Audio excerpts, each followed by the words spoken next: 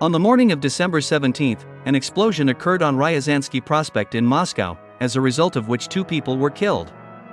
Later it turned out that the dead were the head of the Russian Army's Chemical Weapons Division, Lieutenant General Igor Kirillov, and his assistant, Ilya Polikarpov. The only survivor of this terrorist attack was the general's driver. Now he is in serious condition at the Moscow Central Clinical Hospital. The hospital authorities are doing their best to save his life.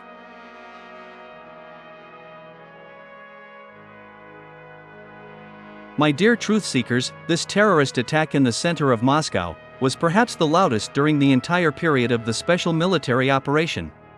Surprisingly, the murder of General Igor Kirilov occurred immediately after he stated that Moscow had proof that the Ukrainian army was using chemical weapons against Russian troops in the Sudzansky district of the Kursk region. It is noteworthy that the day before this terrorist attack, the Security Service of Ukraine opened a criminal case against the Russian general, paradoxically accusing him of using chemical weapons against the Ukrainian army. Well, as the saying goes, he who denied it, supplied it. Against this backdrop, the prosecutor's office and the Security Service of Ukraine worked very quickly. As soon as the Ukrainian prosecutor's office officially declared the Russian general guilty, 10 hours later an explosion occurred in the center of Moscow, which claimed the lives of Igor Kirilov and his assistant Ilya Polikarpov. Later, the investigative committee of the Russian Federation officially announced that all the traces of this terrorist attack led to Kiev. According to Russian investigators, the main customers of this terrorist attack are the current representatives of the Kiev regime. And given the fact that the Kiev regime, led by Vladimir Zelensky, cannot even fart without the permission of its masters in the West, it is safe to say that the liquidation of the Russian general took place on the direct instructions of the West.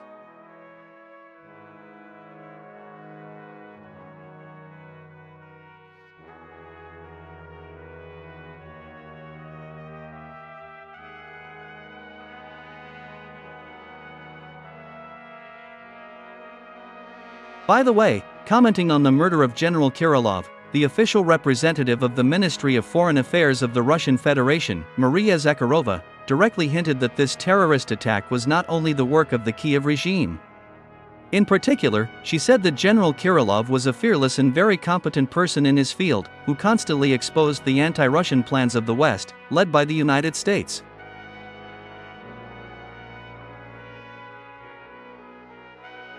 For many years, the head of the Russian Army's Chemical Weapons Division, Lieutenant General Igor Kirilov, systematically and with facts in his hands, exposed the crimes of the Anglo-Saxons around the world. Britain's manipulation of banned chemicals, and provocations in Salisbury and Amesbury. NATO provocations with chemical weapons in Syrian cities. The lethal activities of American biological laboratories in Ukraine.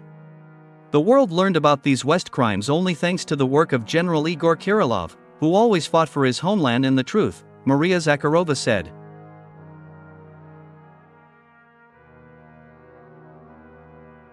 The fact that General Kirilov was eliminated because of his activities against biological laboratories in Ukraine was also confirmed by the governor of the Kostroma region, Sergei Sitnikov. In particular, he stated that 2 days before his death, General Kirilov told him that a hunt was opened on him, because he had uncovered information about classified biological laboratories, located not only in Ukraine, but also in other countries of the world. Thus, another act of state terrorism took place before our eyes, when the enemy, realizing his impotence on the battlefield, continued to eliminate prominent figures of the Russian state physically. Let me remind you that earlier, Special Operations Forces Colonel Nikita Klenkov, war correspondent Vladlen Tatarsky, scientist Mikhail Shotsky, and journalist Daria Dugina were eliminated in the same terrorist way.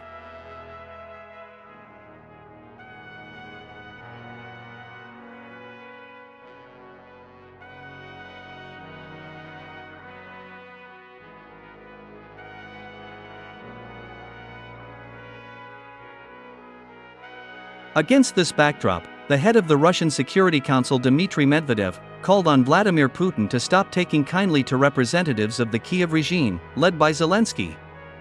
According to him, the military political leadership of Ukraine should be destroyed as soon as possible, since Kiev is the main customer of the assassination of General Kirilov.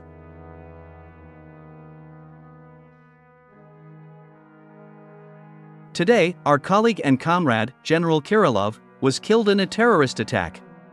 We all knew him as a professional and a decent, responsible person. General Kirilov was an officer devoted to his duty and oath. Russia's enemies were quick to admit their involvement in this crime. We need to do everything to destroy the customers who are in Kiev. We know these customers very well. They are the military political leadership of Ukraine, Dmitry Medvedev said.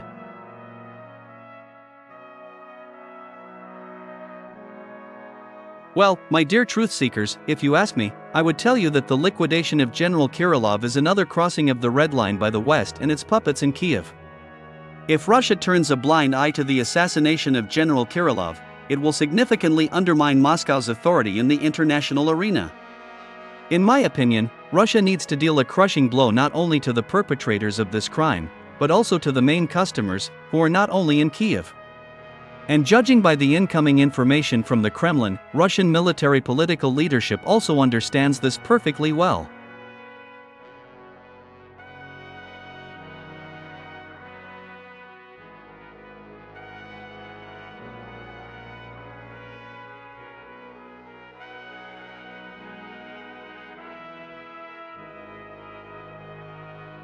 So, a few hours ago, insiders in Moscow said that Russian President Vladimir Putin ordered to cruelly take revenge on the West and Kiev for the death of General Kirilov. At the same time, the sources did not share any details on how Russia plans to do it. Simultaneously with this, insiders in Kiev confirmed that immediately after Dmitry Medvedev's statement about the need to destroy Ukrainian military political leadership, the head of the Kiev regime, Vladimir Zelensky, asked Washington to tighten up his security.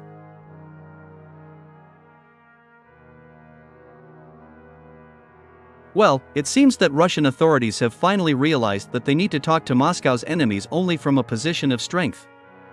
And only then, it will be possible to speak about unconditional victory.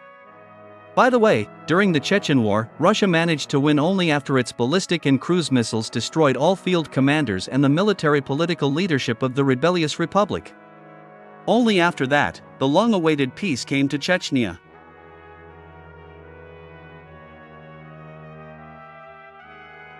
Most likely, Russia will also repeat the same in Ukraine shortly.